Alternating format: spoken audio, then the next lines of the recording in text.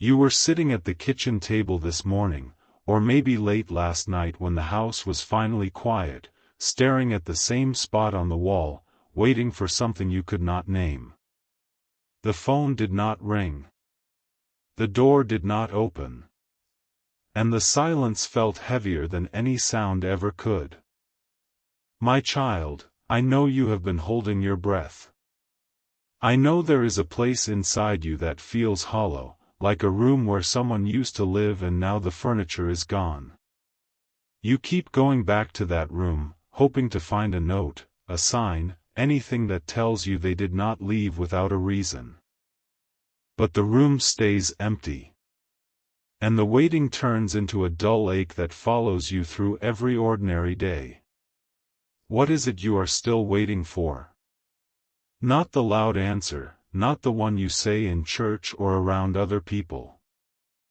I mean the raw one, the one you have not even whispered to yourself because saying it out loud would make the hope too real. Tell me right now. Say it out loud. I am listening. You have tried so many ways to fill that space. You buried yourself in work, in errands, in the noise of a television that never shuts off. You let other people tell you to move on, to let go, to stop looking back. You even convinced yourself that maybe you imagined the whole thing, that maybe there was never a message at all. But the ache did not go away.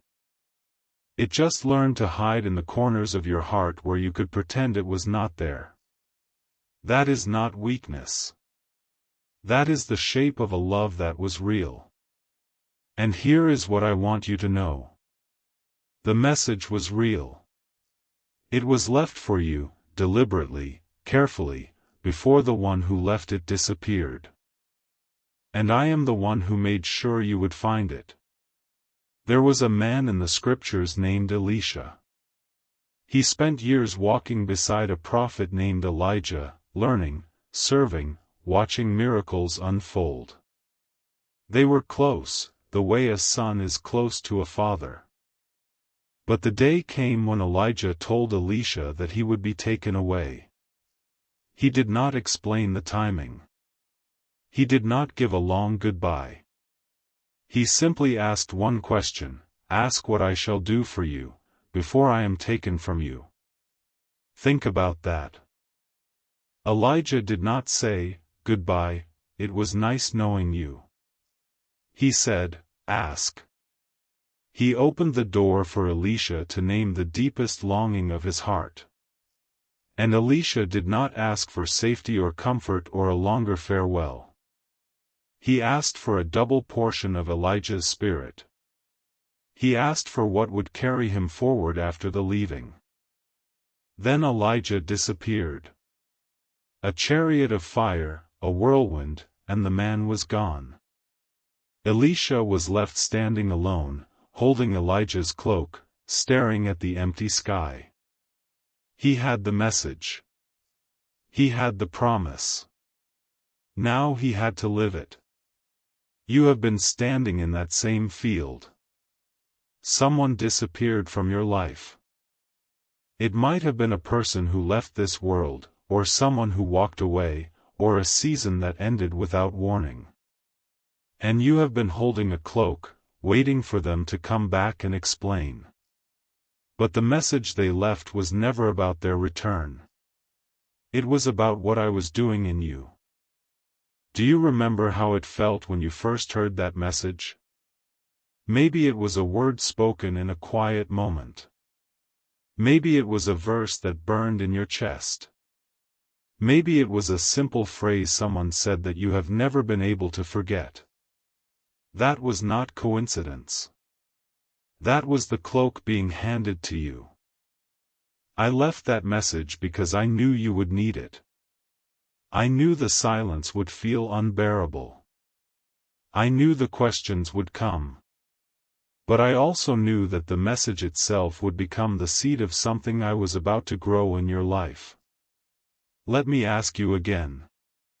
What did that message say? Not the part you have memorized. The part that still makes your heart ache when you think about it. That is the part one want to talk about. You have searched for answers in places that only made you more tired. You went looking for closure in explanations that never satisfied. You replayed conversations in your head, trying to rewrite the ending. You asked other people to tell you what you should have done differently. And none of it brought back the peace you lost. That is because the peace was never in the explanation. It was in the message itself. I am not the God who disappears and leaves you with nothing. I am the God who hands you the cloak and says, "Now walk." I am the God who gave Moses a burning bush and then sent him into Egypt without a backup plan. I am the God who gave Joshua a promise and then said, "Be strong and courageous," before the walls of Jericho fell. I am the God who gave the bleeding woman a single touch of faith and then watched her step into a new life while the crowd still pressed in. The message I left for you was not a farewell. It was a promise. And that promise is still standing today. I want you to think about the ordinary moment when that message first arrived. Not the dramatic part, the quiet part. Maybe you were driving, and a song came on that made you pull over. Maybe you were lying in bed, and a thought came so clearly it felt like a voice. Maybe a stranger handed you a card with a verse you had never noticed before. That moment was not random. It was my hand reaching through the veil of your everyday life to hand you something you would need for the road ahead. You told yourself it was just a coincidence. You moved on with your day. But that moment never left you. It stayed like a knot in your chest, waiting to be untied. Untie it tonight. I am not asking you to understand why someone left. I am not asking you to patch up the wound on your own. I am only asking you to take the message out of the box you have hidden it in and look at it again. Because the same power that spoke to Elisha through Elijah's cloak is speaking to you through that memory. The same Spirit that descended on the disciples after I ascended to my Father has been poured out for you. I left so that the Comforter could come. I disappeared from sight so that I could be closer than breath. That is the secret you have been missing. The disappearance was not an ending. It was the beginning of a presence you cannot lose. Remember that morning last week when you woke up with a sudden peace you could not explain? The day you walked into a room and felt a warmth that had no source? The moment a verse you had not read in years came to your mind unbidden? That was me. I was leaving you another message. I have never stopped leaving messages. I have never stopped whispering into the stillness of your life. You have been waiting for a voice that would break the silence. And all along, I have been speaking in the silence itself. So here is what I want you to do. Right now, in this moment, take a breath. Let the air fill your lungs the way my presence fills the room you are sitting in. And then say these words out loud: I receive the message you left for me. I stop waiting for what I have already been given. Say it again, slowly. Let it land. You do not need to know what comes next. You do not need to have the whole road map. You only need to take the cloak and walk. The double portion is already yours. The Spirit I promised is already inside you. The message was never going to be the last word. It was always going to be the first word of something new. Now I want to pray over you. Not the kind of prayer that floats above your head and sounds beautiful but does nothing. I want to pray the kind of prayer that anchors itself in your bones and begins to shift the ground under your feet. Father, I thank you for this child of yours who has listened with a hungry heart. I ask that you seal this message in them so deeply that no silence can erase it.